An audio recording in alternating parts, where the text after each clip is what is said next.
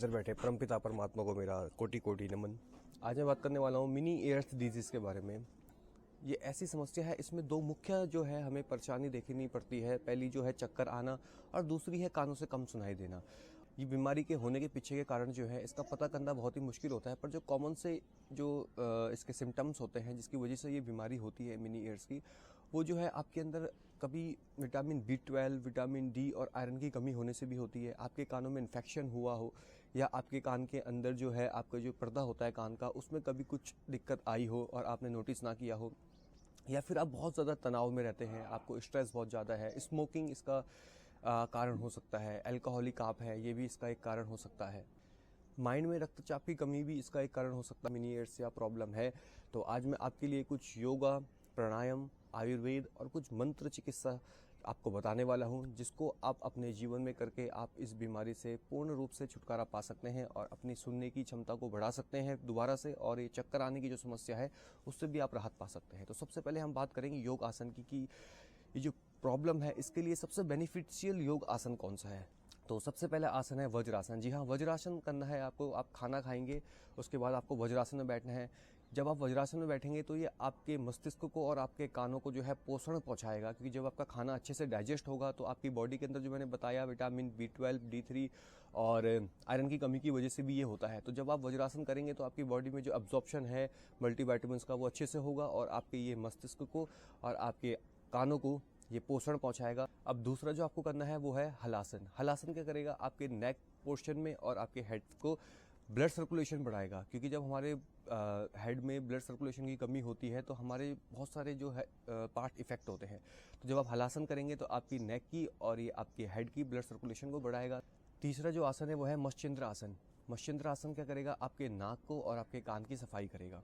चौथा आसन आपको करना है बाल आसन। ये आपके मन को शांत करेगा और आपके जो चक्कर आते हैं इसमें उस प्रॉब्लम को भी धीरे धीरे करके कम कर देगा। पांचवा है त्रिकोण आसन। त्रिकोण आसन क्या करेगा, आपको संतुलन देगा, बैलेंस देगा, क्योंकि जब हमें चक्कर आते हैं तो हम जो है बहुत ही ज़्यादा अनस्टेबल महसूस करते हैं। तो जब आप ये आसन प्रैक्टिस करेंगे तो धीरे धीरे करके आपको ये वर्टिगो में हेल्प करेगा, आपको जो है स्टेबिलिटी प्रदान करेगा। तो अब हम कुछ प्राणायाम की बात करते हैं जो कि हाईली बेनिफिशियल है इस प्रॉब्लम में। सबसे पहला प्राणायाम आपको करना है अनुलोम विलोम। अनुलोम विलोम प्राणायाम आपको नहीं पता क्या होता है तो मैंने उसके ऊपर वीडियो बनाई है, वो वीडियो आप जाके देखिए। अनुलोम विलोम प्राणायाम क्या करेगा, आपकी जो है जो नर्व है नाकों की और कान की उनको मजबूत करेगा और ब्लड सर्कुलेशन को हमारा बढ़ाएगा, ब्लड सर्कुलेशन को हमारे मस्तिष्क तक पहुंचाएगा, उसको बैलेंस करेगा। दूसरा जो प्राणायाम है वो करना है आपको भ्रामरी। भ्रामरी प्राणायाम क्या करेगा, आपकी जो कानों की सुनने की क्षमता है उसको बढ़ाएगा और आपकी जो आपकी जो कानों की जो नसें हैं जो कमज़ोर वीक हो चुकी है उनको दोबारा से वो बिल्ड करेगा, दोबारा से उनको पावर देगा ताकि वो अपना फंक्शन दोबारा से नॉर्मली कर सके। और आपको चक्कर आने की समस्या जो है उसमें भी आपको निजात मिलेगा जब आप भ्रामरी प्राणायाम करेंगे। अगर आपको नहीं पता भ्रामरी प्राणायाम कैसे करना है उसकी भी मैंने वीडियो बनाई है, आप वहाँ जाके देख सकते हैं। और तीसरा जो आपको प्राणायाम करना है वो है कपालभाति का। जो भी हम जब कपालभाति करते हैं तो हमारे जो क्या होता है, जब हम फोर्सफुली एक्सेल करते हैं तो हमारे जितने भी यहाँ पे टॉक्सिन्स होते हैं, जितने भी हमारी इम्प्योरिटी होती है वो उनको क्लियर कर देता है, आपके पैसेजों को ओपन कर देगा। तो आपको ये प्राणायाम भी अत्यंत लाभकारी है। आपको जो प्राणायाम करना है वो है नाड़ी शोधन। ये आपके जो फिजिकल बॉडी है उसको शुद्ध करेगा। मतलब नाड़ी जो है हमारी 72,000 हमारी नाड़ियाँ होती है हमारे नेवल में। तो जब हम इसको प्योर करते हैं तो हमारे एक एक चैनल प्योर होते हैं, ईड़ा, पिंगला, सुषुम्ना, सारे चैनल। तो जब आप नाड़ी शोधन करेंगे तो ये आपके तांत्रिक तंत्र को क्या है शुद्धि करेगा। तो ये आपको प्राणायाम करने हैं। और अब मैं आपको कुछ आयुर्वेदिक टिप्स बताने वाला हूं जिसको आपको फॉलो करना है। आप चाहें तो अपने नाक में अणु तेल डाल सकते हैं। जब आप अपने नाक में अणु तेल डालेंगे तो वो क्या करेगा, नेसल कैविटी में आकर और आपके मस्तिष्क में जाकर और आपकी जो नस नाड़ियाँ हैं उनको क्या है ओपन करेगा, उनके अंदर फिर से वो पावर वो लेके आएगा और आपकी जो ये सुनने की प्रॉब्लम है और जो वर्टिगो आता है वो बहुत ही जल्दी धीरे धीरे करके कम होना स्टार्ट हो जाएगा। और आप क्या कर सकते हैं, तुलसी का रस जो है निकालकर 2 से 3 बूंद अपने कानों में तुलसी का रस डाल सकते हैं, वो भी आपके लिए हाईली बेनिफिशियल है। तो विशेष तौर पे आपको बचाव किस चीज़ से रखना है अब आप वो सुनिए। एक तो बहुत ही ज़्यादा लाउड साउंड, आपको बिल्कुल भी हेडफोन का यूज़ नहीं करना है, ठीक है। और आपको कोशिश करनी है ज़्यादा से ज़्यादा ध्यान करने की, आपको कोशिश करनी है एक्सरसाइज जो मैंने बताया ये आपको करना ही करना है। आखिरी में मैं आपको एक मंत्र भी बताऊंगा जिस मंत्र को आपको जप करना है, तो वो भी आपके लिए एक एक्स्ट्रा इफेक्ट करेगा आपकी इस प्रक्रिया में। और आपको कोशिश करनी है कि अपने जो डाइट है उसको प्रॉपर मेंटेन करें। अपनी डाइट में आपको विटामिन D3, आप सन एक्सपोजर में जाइए, जहाँ पे धूप है आप वहाँ पे थोड़ी देर बैठिए, ठंड का मौसम है।